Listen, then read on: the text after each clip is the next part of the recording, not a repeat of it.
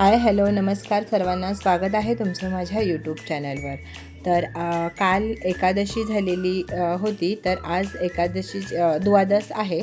तर त्याचे उपास सोडण्यासाठी मी आज जेवण बनवणार आहे. तर चला बघूयात. तर ही डाळ घेतलेली आहे, चण्याची डाळ, आणि व्यवस्थित अशी 3 शिट्ट्या करून घेतलेल्या आहेत.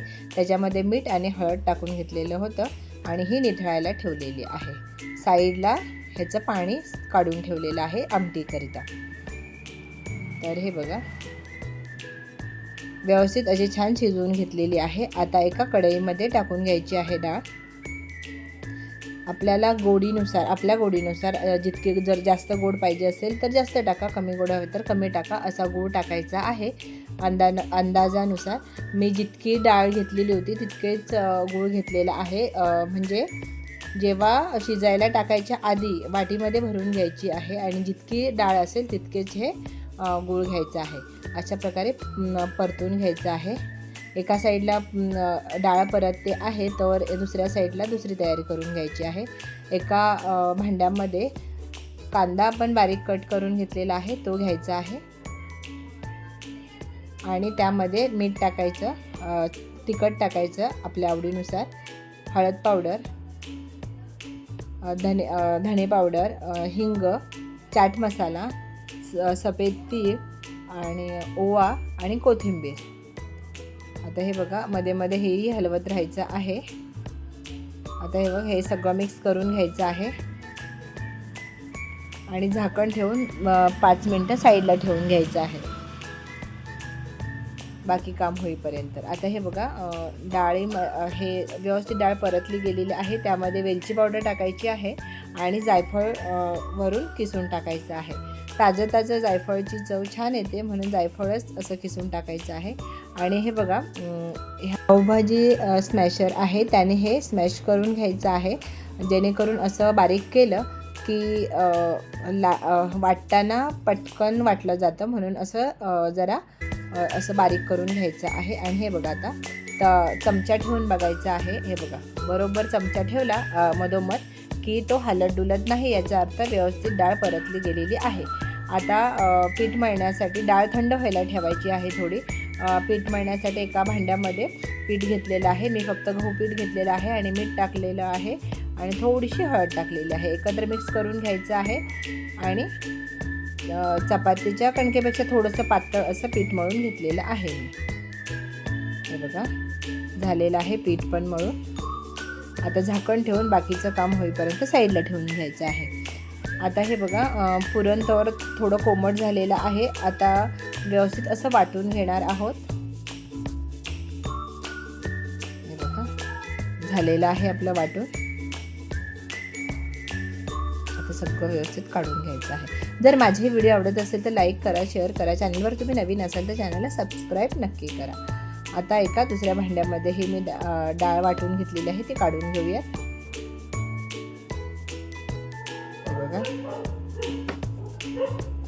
आता साईडला ठेवायचं आहे. पुरण झालेलं आहे. आता एका तव्यामध्ये कांदा घेतलेला आहे आमटीकरिता. आता डाळीची आमटी करायची आहे आणि त्यामध्ये लसूण, आलं असं टाकून घ्यायचं आहे आणि व्यवस्थित असं परतून घ्यायचं आहे.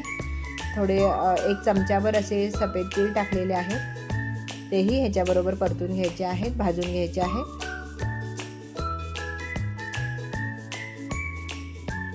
आता हे सुकं खोबरं 1 चमचा घेतलेलं आहे. सुकं खोबरं मी भाजलेलंच होतं म्हणून थोडंसं परतलं गेलं तरीही चालेल, कारण नाही परतलं तरीही चालेल, कारण भाजलेलंच खोबरं आहे. आता एका मिक्सरच्या भांड्यामध्ये काढून घ्यायचं आहे आणि आता थंड होण्याकरिता ठेवून द्यायचं आहे साईडला. आता त्याच तव्यामध्ये तेल टाकायचं आहे. थोडं 1 चमचाभर असं तेल टाकलेलं आहे. त्यामध्ये 4-5 लसूण बारीक करून टाकलेला आहे आणि 1 मीडियम साईजचा कांदा कट करून टाकलेला आहे. आता व्यवस्थित असं परतून घ्यायचं आहे आणि 1 कमी तिखटवाली मिरची कट करून घेतलेली आहे ती याच्यामध्ये टाकून घ्यायची आहे. आता आपण शेवगाच्या पाल्याची भाजी करणार आहोत आणि याच्यामध्ये चवीनुसार मीठ टाकायचं आहे. शेवगाचा पाला स्वच्छ धुवून वगैरे घेतलेला आहे. आता तोही याच्यावर टाकून घ्यायचा आहे. आता व्यवस्थित असं मिक्स करून घ्यायचं आहे. शेवगाच्या पाल्याची भाजी करत असताना ओलं खोबऱ्याचा वापर करायचा आहे, पण आत्ता माझ्याकडं ओलं खोबरं नसल्यामुळे मी सुकाच खोबरं 1 चमचा टाकलेला आहे. शेवग्याच्या भाजीला खूप छान चव येते ओलं खोबरं असेल तर. आता हे बघा झालेली आहे ही भाजी, साईडला ठेवून द्यायची आहे. आता एक कढई घ्यायची आहे, गरम करायला ठेवलेली आहे. आता हे वाटण पण थंड झालेलं आहे, तर हे वाटून घेऊयात. आता या कढईमध्ये तेल टाकायचं आहे. साधारणतः 1 ते 1.5 चमचा तेल टाकलेलं आहे. जिरं मोहरी टाकायची आहे, कढीपत्ता, लाल मिरची. आता हे वाटण जे आपण केलं होतं तेही याच्यामध्ये टाकून घ्यायचं आहे आणि व्यवस्थित असं परतून घ्यायचं आहे. हे बघा या पद्धतीने छान परतून घेतलेलं आहे.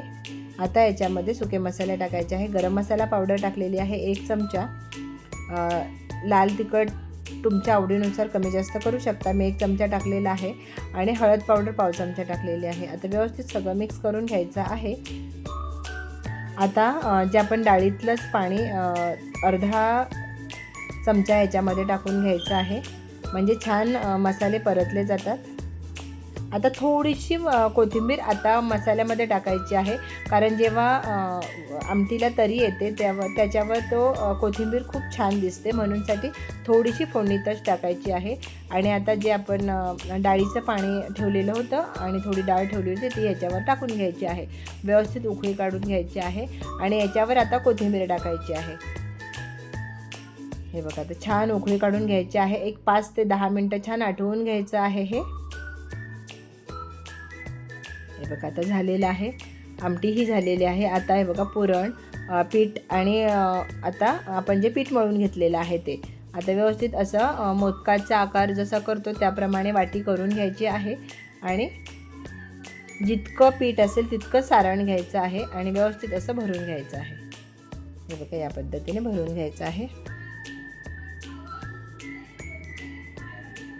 हे बघा आता छान प्रकारे गोल गोल अशी लाटून घ्यायची आहे हलक्या हाताने. पुरणपोळी कधी पण हलक्या हातानेच लाटायची आहे. हे बघा छान प्रकारे लाटून घ्यायची आहे. हे बघा झालेली आहे गोल अशी लाटून.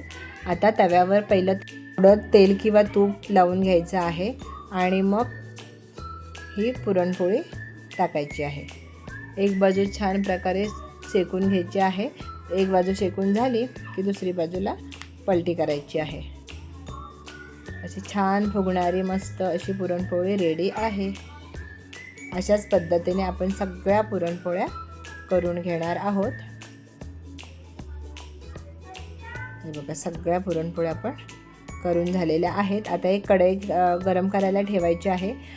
आणि हे बघा आपण ह्या कांद्यामध्ये बेसनपीठ टाकलेलं नव्हतं, आता बेसनपीठ टाकायचं आहे आणि व्यवस्थित असं मिक्स करून घ्यायचं आहे. कढई गरम झालेली आहे एका साईडला. आता तेल टाकून घ्यायचं आहे त्यामध्ये.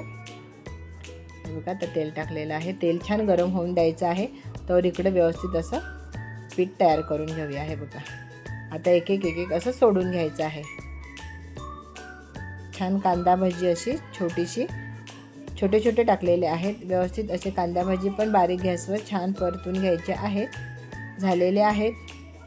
आता भजी पण झालेले आहेत. आता आपण पापड तळून घेणार आहोत.